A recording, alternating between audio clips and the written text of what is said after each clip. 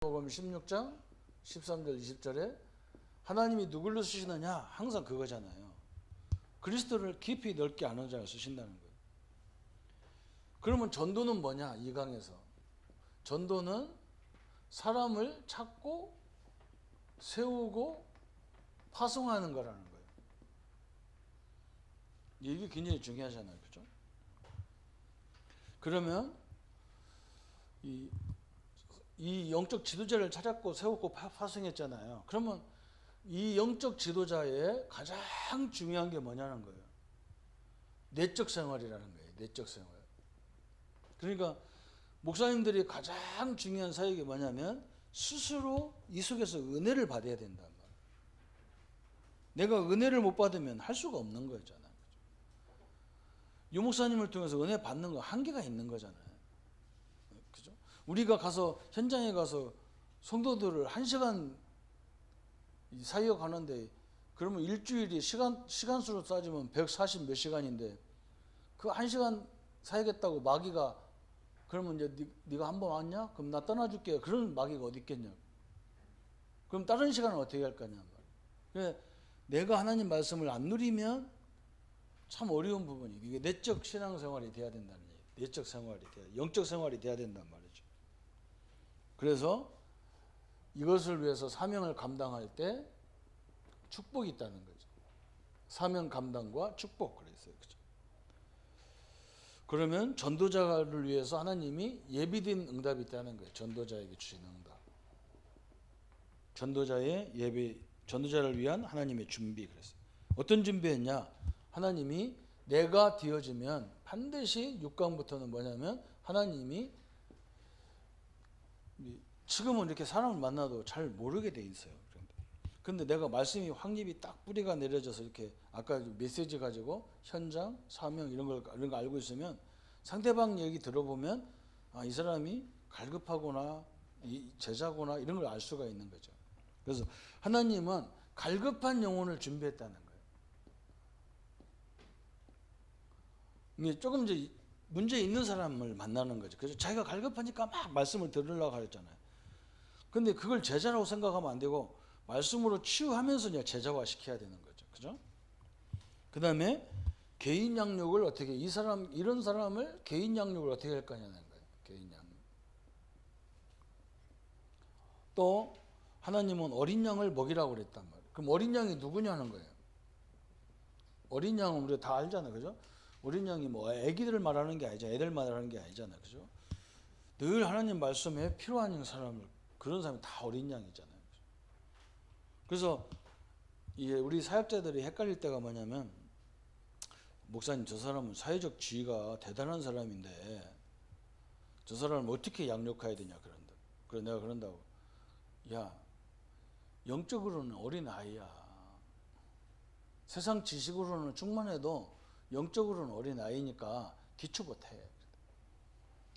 그런 얘기를 제가 노골적으로 얘기할 수 있잖아. 반드시 그렇잖아요. 영적인 사람은 성장 안 했거든요. 전혀 모르는데 뭐 영적인 것을. 또 이런 사람들이 거꾸로 이제 목사님 초등학생들한테 현장 보면서 해도 됩니까? 이렇게 얘기한다고요. 그럼 왜 못 하는데? 그래서 어린이 사역자가 와가지고 그런 얘기 하더라고요. 말도 어린이 입장에서 하래요. 그랬어요, 저랬어요 이렇게 하라는 거예요. 내가 그 사람 보고 그렇게 할 이유가 뭐 있어요?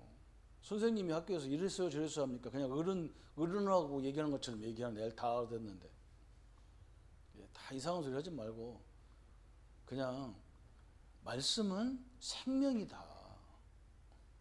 말씀은 들으면 살게 돼 있다. 아이고 어른이고 누구고 말씀 안 들으면 죽고 말씀 들으면 산다. 그래서 우리가 영적 분위기 시스템이 영적 분위기가 중요한 거지 그렇게 신경 안 써도 된다. 그냥 말씀 선포해라 그냥. 제가 경험상 그렇더라고요. 그죠? 어른도 어린 양이 있어요. 아이도 어린 양이 있잖아요. 그죠? 그 다음에 핵심 요원은 하나님의 시선을 주목해야 된다는 거예요. 핵심 요원은 늘 하나님이 예비된 그 핵심 요원이 준비해야 될 것은 하나님의 시선. 그죠? 하나님 시선이 어디예요? 제자잖아요. 구원 받을 사람이란 말이죠. 그죠? 그래서 목사님들이 아무리 힘들어도 제자 같다 싶으면 그냥 팀사역 한번 해보는 거예요. 복음 편지나 새생명이나 이 EBS 가지고 현장 보면서도 1과부터 15까지 이렇게 주제별로 이렇게 던져보는 거예요. 그럼 말씀이 딱 은혜가 된다 그러면 이제 가만히 좀 쳐다봤다가 이 사람이 또 현장까지 갈 수 있는 사람이면 현장도 가서 보여주고 그렇게 해서 구체적으로 방향을 찾아주는 거죠. 그 다음에 복음 증거의 복음화의 당위성 그러죠. 10과에 복음화의 당위성. 모든 사람은 복음이 다 필요한 사람이에요. 한 사람도 복음이 필요 없는 사람 없잖아요. 그죠? 그러면 여기 이제 11강부터는 예수님의 비전이 나온다. 예수님의 비전. 예수님은 12제자, 70인, 120문도 이게 예수님 비전이었어요. 그죠? 근데 이 사람들 특징이 뭐냐? 어떤 상황에도 절대로 흔들리지 않는 일꾼을 세우는 게 목적이다. 그리고 12명 중에서도 정확히 말하면 3명 더 중요한 자리는 베드로 한 사람이었어요. 이게 이 한 사람이 얼마나 비전이 크냐. 그죠? 베드로가 복음을 전해놨기 때문에 우리가 지금 복음을 듣는 거와 마찬가지지 않아요. 그죠? 그렇게 비전이 그랬어요. 그럼 예수님의 방법은 뭐냐? 그랬어요. 예수님의 방법은 마태복음 4장 19절에 당당하게 뭐라 했느냐? 나를 따라오너라. 그래서 내가 너로 사랑 낚는 어복을 만들겠다는 거죠. 참 대단하죠. 그죠? 우리도 그렇게 돼야죠. 그죠? 나를 본받아라 할 정도로. 그래서 이 목사님들이 아마 이게 그림이 그려지면 내가 우리 교인들 보고 그런다고 요 메시지가 확립될 때까지 우리 교회 좀 남아 있어라. 그리고 나가도 이거 확립돼서 나가라. 어디 가서 지금까지 하는 신앙생활을 하지 마라. 그지같이 이렇게 여기 왔다 저기 갔다 그런 식으로 하지 마라. 그건 당신들이 엄청난 전도움을 막는 거지. 그 하나님 덕이 하나도 안 된다. 그래서 확실한 제자는 움직일수록 역사잖아요. 그죠? 그렇잖아요. 이 내용이 딱 있는 사람은요. 가면 거기 가면 역사가 일어나게 돼 있어. 그 내용 없는 사람은 가면 시끄러워. 뭐 헌금은 조금 하고 자리 하나 찾으려나 몰라도 전혀 도움이 안 되잖아요. 그래서 안디옥 교회가 흩어지면서 복음화가 더 확산되는 거잖아요. 마가다락방처럼 한 교회에 앉아 있었으면 복음화가 안 일어날 건데 확실한 복음에 체험된 사람들이 흩어져 버리니까 이건 흩어질수록 이익일 수가 있는 거지. 그게 상관없는 거니까요. 그래서 13과는 예수님은 전도 방법이 뭐였냐면 선택했어요. 모집한 게 아니고 12명을 선택했어요. 근데 선택의 기준이 뭐였냐면 흔들리지 않는 사람들이 있단 말이에요. 머리 굴리는 사람을 선택한 게 아니고 그냥 어떤 상황에도 흔들릴 수가 없어. 그래서 제가 이제 이거 가르칠 때 재미난 얘기가 있는데 우리 교회 지금도 나오시는데 오토바이 가게 하는 집사님이 계셔요. 장로님인데 지금은 이 장로님은 중학교 나와가지고 평생 오토바이만 고쳐요. 이게 부인은 고등학교 나왔어. 여기는 중학교 나오고 남자는 이게 둘이 맨날 너는 고등학교 나온 것이 그것도 못하냐. 여자 쪽에서는 너는 중학교 나왔으니까 못하. 그래. 그래서 내가 이제 한 번은 부인이 나한테 그래. 자기 신랑 놔두고 목사님 둘 중에 누가 제자냐는 거예요. 나보고. 그래서 내가 이제 여자는 충청도 사람이고 우리 고향 사람이고 남자는 경상도 사람이라서 내가 솔직히 얘기했다고. 배운 걸 가지고는 당신이 조금 나선 것 같은데 당신은 제자가 아니다. 깜짝 놀라는 거예요. 남편이 제자다. 목사님 그 기준이 어디예요? 당신 남편은 중학교 졸업하고 지금까지 40년 동안 오토바이만 했다. 그래서 이건 제자다. 이 사람 기술은요 차도 고치는 사람인데 오토바이를 평생 하는 거예요. 나는 제자를 세우려면 이 사람을 세운다. 당신은 이것 조금 하다 저것 조금 하다 나는 너 안 세운다. 너는 줏대가 없어. 뭐든지 조금씩 끄슬르다가 그만 둬버리고 끄슬르다가 그만. 요건 천직으로 하는 거예요. 그래서 한번 봐봐라. 이 사람이 전도 훈련을 시켜야 되는데 오토바이 고쳤냐고 전도 훈련을 할 수가 없잖아요. 다락방도 못하고. 그래서 제가 뭐 했냐면 일주일에 시간을 1시간씩 내가지고 사람 많이 오는 시간에 거기 들어가는 거예요. 그 가게를 가서. 그래서 거기 오토바이 고치러 오면 30분 동안은 앉아 있어야 되잖아요. 그래서 거기서 이제 우리 목사님이라고 소개하면 그 사람 붙잡고 전도하는 거예요. 그래서 거기서 영접을 엄청나게 시켰어요. 이 양반이 딱 보더니 목사님 내가 방법이 있다는 거예요. 무슨 방법이냐 했더니 자기 집에다가 메시지를 계속 틀어놓는 거예요. 그래가지고 아예 제가 꼭대기다 달아놨어. 끄지도 못해. 아무 손도 안 돼. 하루 종일 메시지가 나오니까 오토바이만 고치러 오면 거기서 메시지 다 드려야 되는 거예요. 그렇게 해가지고 전도를 엄청나게 많이 했어요. 제자잖아요. 참 희한한 일을 벌였어요. 그죠? 근데 중요한 게 뭐냐면 이 사람들이 새가족 때부터 내가 그 훈련 시켜놨는데 옆에 큰 교회 장로님 오토바이 고치러 온 거예요. 근데 두 내외가 복음을 전하니까 이 장로님이 불신자처럼 해놓고 어떻게 말하나 계속 물어보는 거예요. 근데 복음을 딱 전하는데 정확히 전하거든요. 나중에 이 장로님 충격받아갖고 내가 사실은 저 교회 장로인데 내가 교회를 훨씬 오래 다닌 것 같은데 나는 복음도 못 전하는데 너는 복음 어떻게 이렇게 전하냐. 그래가지고 그 장로님이 교회 가서 목사님한테 우리 교회 교육을 어떻게 시켜놨길래 장로 입에서 복음이 안 나가냐. 저긴 새신자가 복음 얘기한다.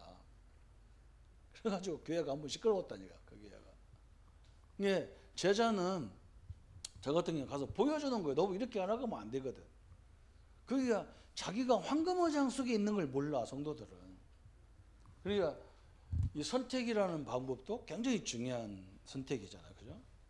그리고 또 선택해서 뭐 했냐면 예수님은 전도하는 거 기도하는 거 다 동거하면서 보여줬다고. 동거하면서 같이 있었다고. 같이 생활하면서. 그래서 우리는 뭐 같이 생활할 수 없죠. 성도들하고. 같이 생활을 못 하잖아요. 그러니까 우리는 어떻게 해야 되느냐. 중요한 일꾼들 그때그때 만나서 그래서 목사님들이 어디 훈련이나 어디 갈 수 있을 때 꼭 누구 하나씩 데리고 가는 게 좋아요. 이렇게.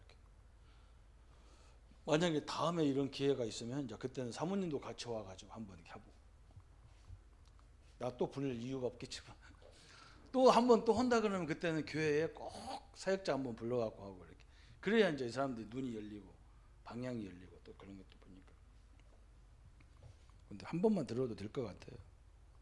동거 그 다음에 모든 것을 모범으로 보여줬다고 예수님 모범으로. 그 다음에 예수님이 계속 하면서 뭘 강조하냐면 순종을 자꾸 강조하는 십자가를 강조하고 죽음을 강조하는 거예요. 순종. 그 말은 무슨 말이냐? 우리가 자꾸 예수님이 십자가를 지고 따라오라고 그러잖아요. 그 말은 뭐냐면 네 하나 일생 한 번밖에 없는 인생을 네가 이 전도 운동에 다 드릴 수 있냐? 그 가치를 발견했냐? 그 말이거든. 그렇잖아요, 그죠? 선교사님들이 그 가치 없이 어떻게 이 고향을 떠나서 해외에 더군다나 말도 안 통하고 문화도 안 통하고 거기 가겠어요. 그죠? 그걸 계속 체크한 거예요, 예수님이. 네 십자가를 져라. 그만큼 네가 나를 그렇게 가치 있는 존재로 발견했냐. 그죠?